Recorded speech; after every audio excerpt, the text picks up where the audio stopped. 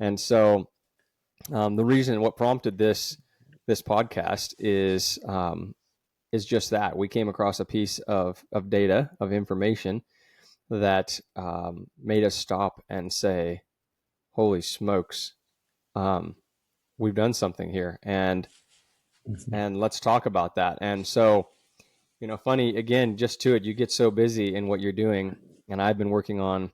We're making our own on-farm organic fertilizer products here and non-organic fertilizer products here, and I hadn't even looked at our standard soil sample. And Craig says, "Hey, you have those soil samples?" Yeah. And so he starts looking at them and saying, "What about this? What about that?" And so I started looking as well. And then I said, "Oh my goodness, what about this? What about that?" So what is that, Craig, that all of a sudden was the elephant in the room that blew us both away?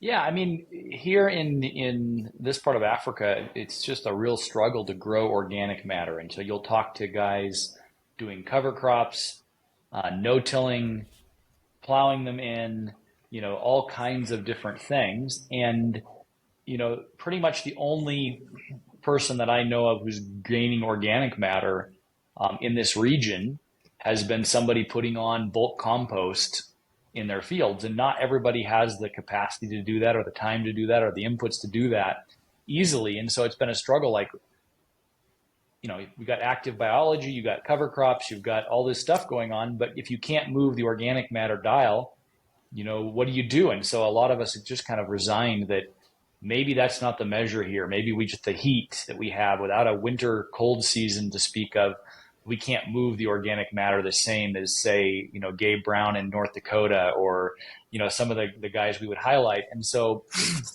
when we got that soil sample, um, for years we've been doing the soil samples, and you'll see a 0.5% movement over a couple of years, one way or the other, and never really a sustained movement in organic matter. And you're doing the right thing. You're doing cover crops. You're moving towards no-till. You're seeing more structure, but that number's not moving. And for us, it's huge, especially like this year, we're in a massive drought, and so you want to chase that organic matter number because you want the water holding capacity, and it's massive. But we just haven't ever cracked that nut. And so when we got these soil reports and started going through them, there's a lot of interesting stuff in them, obviously, like every time if you dig into soil reports. But the thing that really stood out was between our two center pivots and our banana fields, our different established plantations, was the movement of organic matter finally in the last couple of years. And so what we saw there was, massive increases. I'd say a minimum of about 40% increase in organic matter over the last testing. And in some cases, like the one pivot, which I would normally say is our less quality pivot, shallower soils, literally moved 100%. And so, like, those are big numbers for us. I would have been excited about a 0.5% movement. And so seeing that was like, wow, okay, let's talk about what we did. And so I think that kind of got us kicked up into thinking, okay, we liked what we were doing, but what was it that really moved the needle? Yeah. So I mean, spoiler alert: we saw increased organic matter of 1 to 2%, which is a 50 to 100% increase. And I mean, honestly, while there are things we always want to take soil samples because we want to measure everything we can measure and make our recommendations based off of those. Absolutely, especially for soluble nutrients like nitrogen.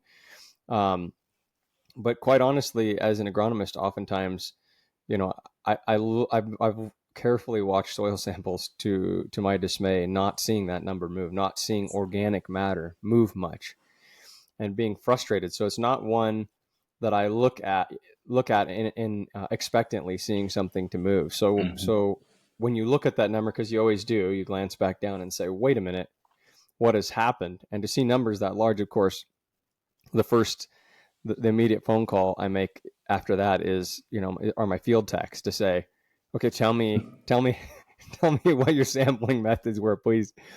Why? No, I'm just curious. I just want to make sure I know we went over this, but how did you take this? Can you just walk me through it? Just to make sure, like maybe there was a mistake, because mistakes, it's easy to make a mistake where somebody, oh well, we misunderstood you, and so I carefully went through with my field techs to make sure and had them in your own words tell me how you took the samples, and like, Yeah. oh, okay, wow, great. Nope, they were taken exactly as directed. And so seeing numbers like that immediately, you say, how is that even possible? Because most people, I think, would say that if you can increase organic matter by 0.1% per annum, like you're on a good track.